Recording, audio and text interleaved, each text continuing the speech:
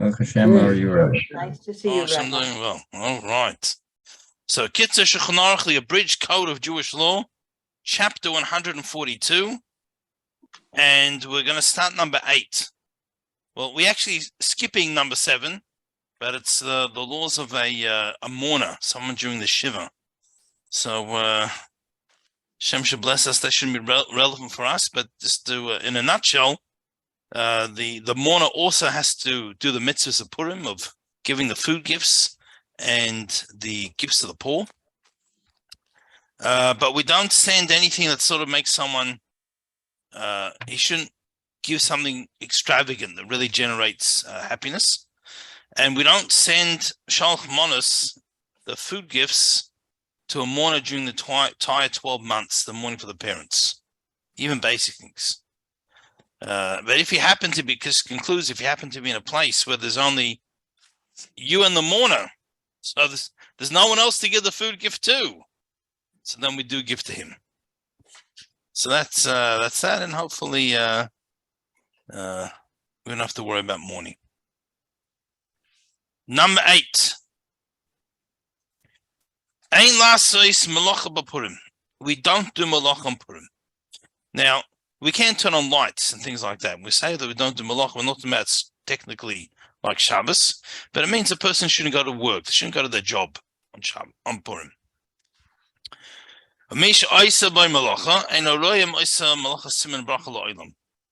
someone who does work on Purim, they'll never see any blessing from that ever.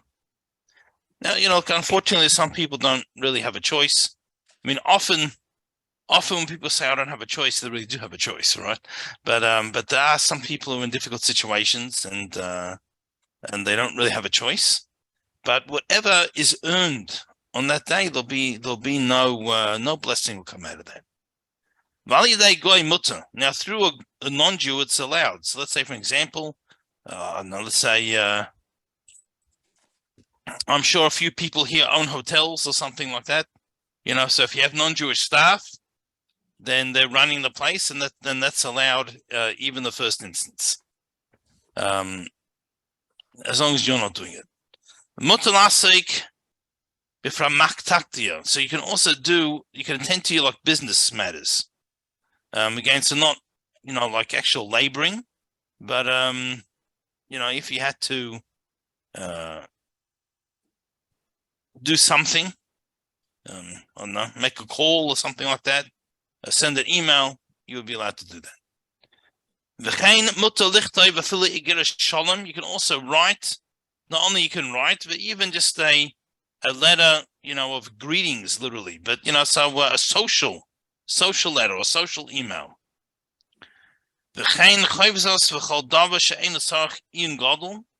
Similarly, if there's a matter of, someone's making an entry in a diary of what someone owes, it's something like this, because there's no great effort, you just jot it down and it's done. So you can do that. And how much more so? You can write if it's for a mitzvah on Purim. Or to achieve something else for the purpose of a mitzvah. So maybe writing to someone to ask them to give mataras of yonim, or you write on the stocker box what it is, something like that. Any other mitzvah. V'chein l'sorech Purim, likewise for the needs of Purim. So if someone has the Purim feast, they want to put name tags to organize the seating, make it very formal, then they can do that as well. So for the sake of Purim, we can even do full malacha.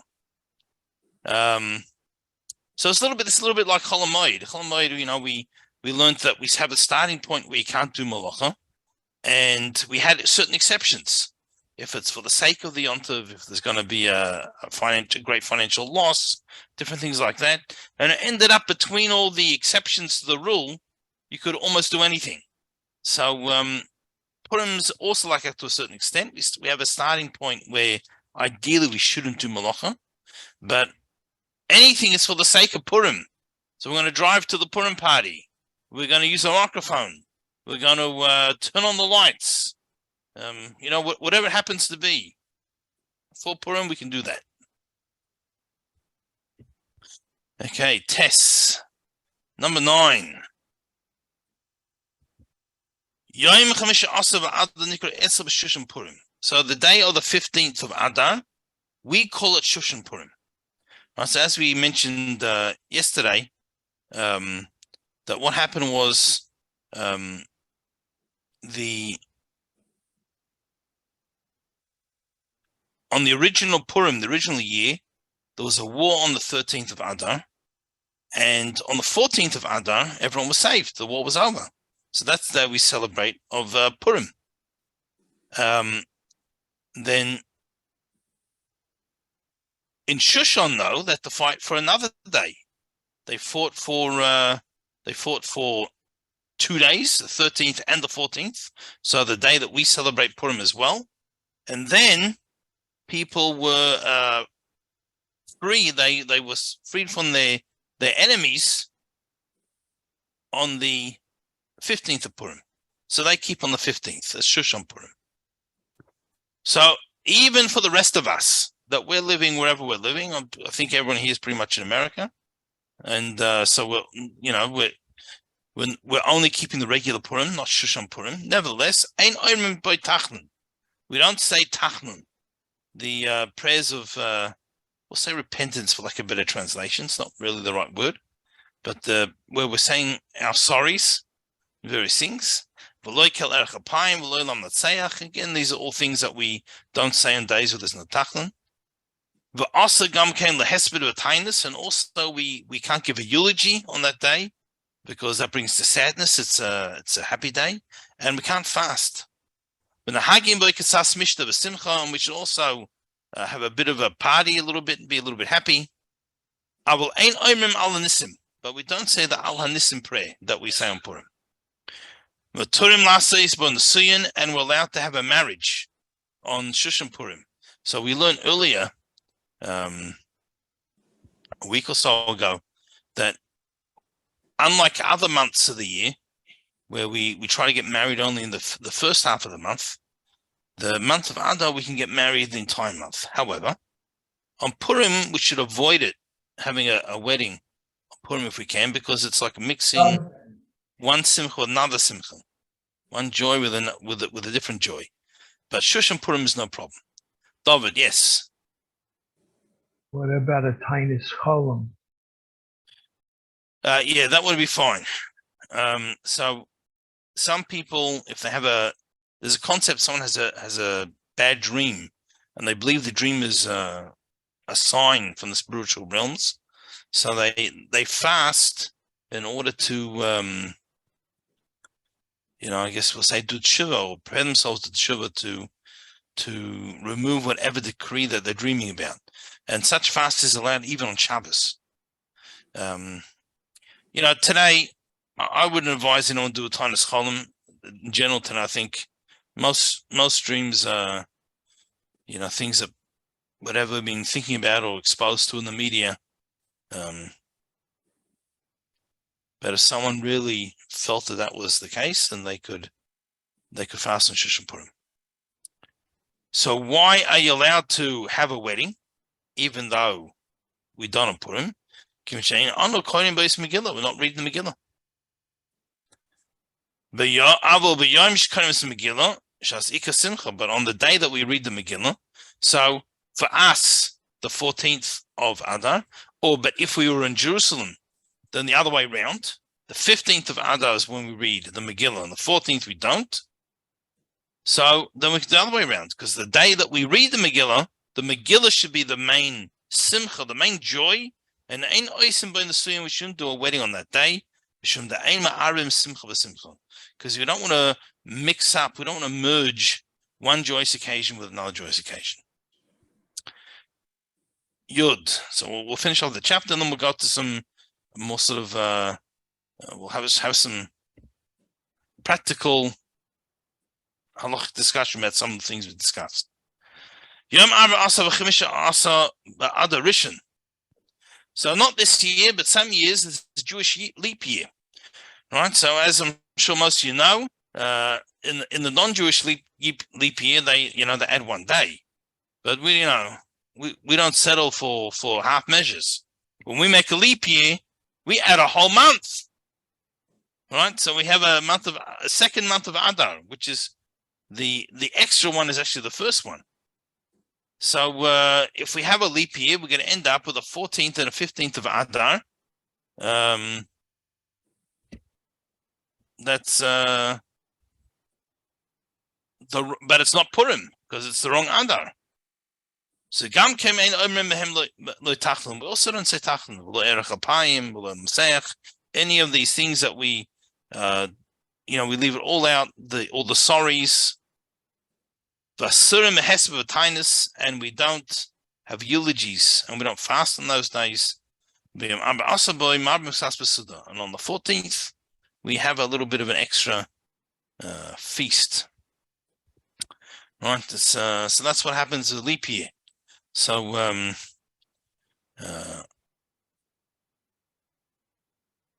of my daughters got married earlier in the week. So the new groom, new son-in-law, he's born in a leap year. So we joked he's only 4 years old. He's 5 years old, whatever it is. He hasn't had that many birthdays. It only happens every few years. But that's what happens. Okay, so let's go back to Mashalach Monos, the gift of food that we give to people.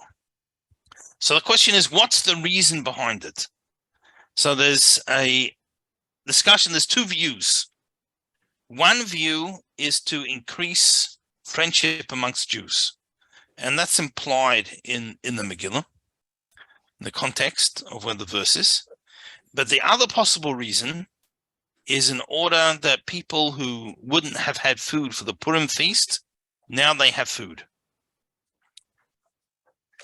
Now, the Shulchan Aruch actually rules that we should be strict about both, because you could have one without the others. Let's say, for an example, let's say raw meat.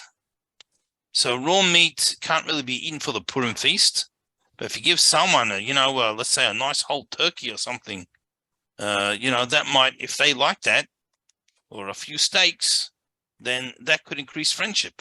Doesn't help for the Suda, for the meal, but increases friendship. If you give someone, a very cheap Shalach Monos, and again, I don't say that disparagingly, because some people go overboard, like they almost mortgage themselves to give out all these fancy ones and different things, and to 10,000 people, you're allowed to give something basic. But if someone gave something extra basic, a little more than it should be, now that might provide some food for the meal, but it might not generate a lot of friendship. It's not the same as when it's something nice. So it depends what it is. So we try and give that. So of course we have to give one food. Sorry, 2 different types of food to one person. So if you have something, let's say, for example, a pastry with a food in it, now that's only considered one food, even though it's 2 tastes, because generally the definition of 2 foods is it has 2 tastes. So if you had a large piece of steak, let's say, and you cut it in half, even though each piece is significant, that's still only one food because it's the same taste.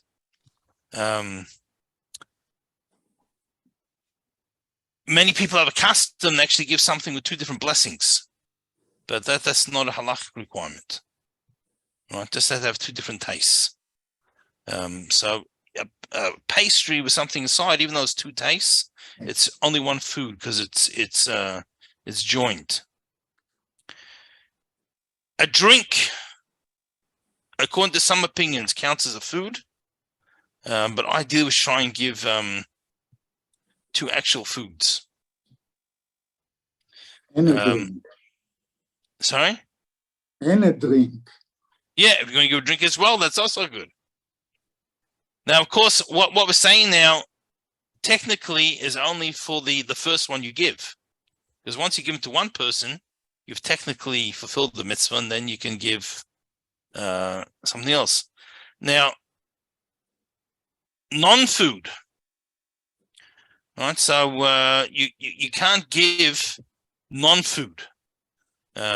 However, there is an opinion that women can give each other clothes, and that counts.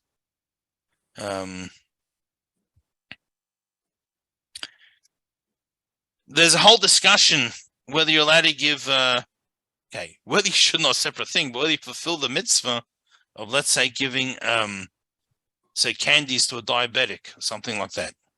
So it's probably something to try and avoid. But in other words, if you give something to someone that they can't eat, so you give them food, but they can't eat it, or perhaps they don't like that hechsher or something, So there's a whole discussion about this and I guess we try and be strict, after the fact.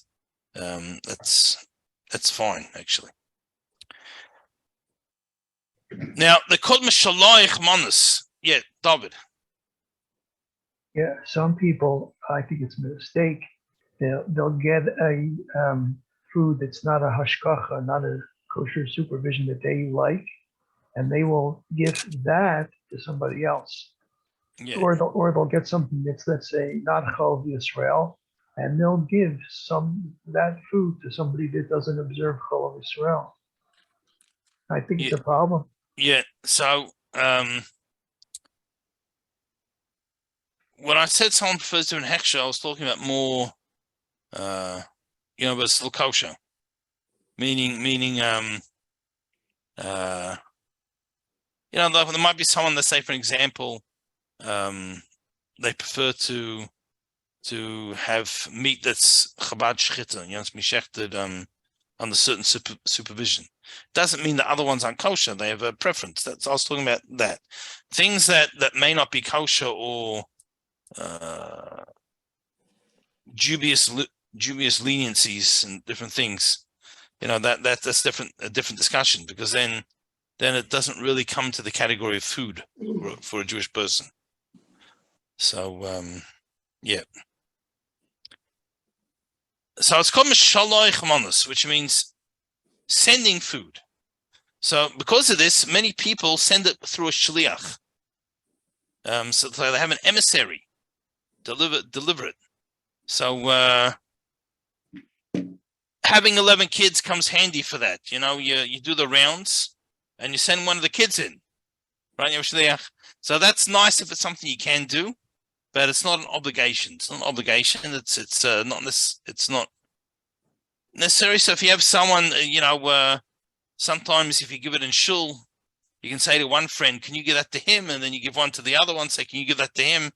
And so if you're able to send it through an emissary, that's great, but it's not the end of the world. The emissary can even be a child who normally, when it comes to halacha making a shliach, an emissary, the person has to have certain mental capacity that they understand what they're undertaking. So a child is usually exempt. But in this case, you're allowed to have a child to deliver it. You can also have a non-Jew deliver it, so you can send it in the post, and it still counts. Right? It's now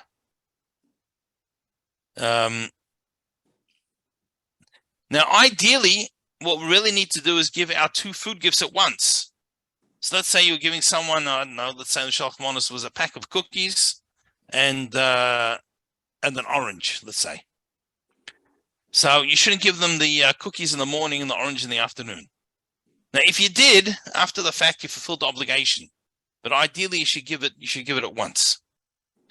The person who's receiving needs to know they received it in order to fulfill the mitzvah. Right? Because again, one of the ideas behind it is to increase the friendship. And if they don't know about it until after Purim, then on Purim the friendship wasn't increased. So if people aren't home, you should send them a message or something. Just let them know. Now, people can contribute together to make them shalach manos. There's a few conditions, though. They need to contribute enough that they could give a basic shalach manos themselves. And then, not all combined to a big or fancy one. So let's say, for example, if I was sending someone shalach manos and you said, well, I want to send two, and and chuck in a quarter. So although it's nice, you chucked in a quarter, there's a quarter less that I need to put out.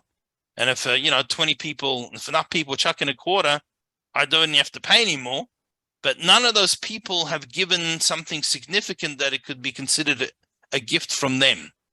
So it has to actually be something of, a very basic, the worth of a very basic meal. So it might only be, let's say, a tuna sandwich or something, but the worth of that. But if they all chip in that, and they, as a group, get something bigger, so they can all fulfill their obligation, even though it was one shalach manos package given on behalf of, let's say, 10 people, but if they all chipped in an appropriate amount, they all fulfill the obligation with that one. Okay.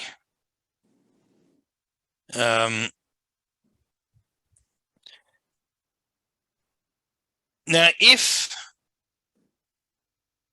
you give shalach manos to a family, now although I've said this a few times, I'm going to say it again. Once you've given one shalach manos properly, then you fill the mitzvah. The rest are just bonuses. So it's not as important. But if the one you were giving is to a family, let's say you're only giving one, you live in a place, there's one other Jewish family there, and you're giving them shalach manos, and you're giving to the family as opposed to the husband or the wife. So if you address it to a family, then there needs to be two things, not only for one person, but for each member of the family. So let's say, for example, I don't know, let's make something up. You're giving let's say, why not tuna sandwich? Tuna sandwich and a drink. So it's a family of 5. So if you address it to the family, it has to be 5 tuna sandwiches and 5 drinks. Right? It has to be, you can just give to the husband, you just give to the wife, you can give to the son, you give to the daughter. If you address the family, there needs to be for everyone there. Okay. That's in a nutshell. Any other questions on shalach manos?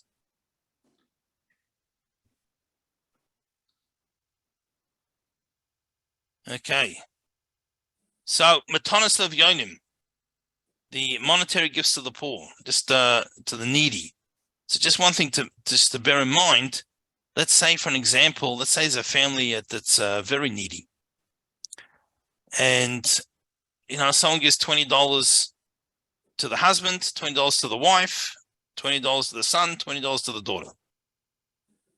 Well, that's considered in halacha as only giving to one person. Because if they're all living together, and they have, their finances one pool, like a family generally is, then since they're all given to members of the same family, now that's not to say you can't give to all of them, and help everyone out, but you need to give someone else as well, because we need to give at least 2 people on Purim. So giving to different members of the same family that are one financial entity, that's considered like giving to one person. So that's just one thing to bear in mind. Again, ideally, you should be giving out in Purim. So there's many organizations that distribute. I probably got about 20 emails today from different organizations. So if you're not as lucky as me to be on all these email lists of everyone asking you to donate, you can do some web searches. Kol Chabad is a very good one. They have the soup kitchens and different things in Israel, and they distribute to the families. That's probably a very good one. But any of those Rabbi Meir Balanais funds, there's several of them, that's do wonderful work. Okay, we need to give at least a pruta. So pruta, as we said yesterday, is a small copper coin, and therefore it's worth a value in a coin. So it's getting pretty close to $1 nowadays. Copper's rather expensive at the moment. So and obviously, if you can give more, you can give more. I mean, each person according to their needs. Well, on the one hand, we want to be the distribute as much as we can. On the other hand, if you give away your house and your car and and everything you own, then all you've done is you've saved one person from poverty and created another one. That's got to be supported. It has to be a degree of common sense. However, it's better to spend more money on the gifts of the poor than the food gifts, or at least the same. If someone's going to spend $500 giving out gifts to all their friends, then they should also give $500 to the needy. And I'm not suggesting you should spend $500 giving out the food gifts. I'm just using just numbers, just give an idea. There's some people that it sort of becomes societal that we give. Everyone's got it's got to be a theme and a poem and a fancy packaging, and we've got to give out to every one of my 3,500 neighbors that live in my in 10 square miles of where I live. And then all of a sudden, I've got to give some tzedakah as well. So online I give $18 to one place and $18 to another place. So and again, nothing wrong giving $18. They all add up too, but we just need to put it onto perspective. Yes, David. I could just mention a few examples, and you could tell us problems or not problems. Please. Okay, one is a person gives money on Purim, but the person who's going to get the money is not going to get it until after Purim. So you can still do the mitzvah like that. Ideally, they should get on Purim. It's much better if they get on Purim. But if, this is one of the things with Israel also, by the way, when you give in Israel, because they're in a different time zone, if it's given out, let's say before lunchtime, we have to do the mitzvah during the day. So it's given to them before lunchtime, the same example, then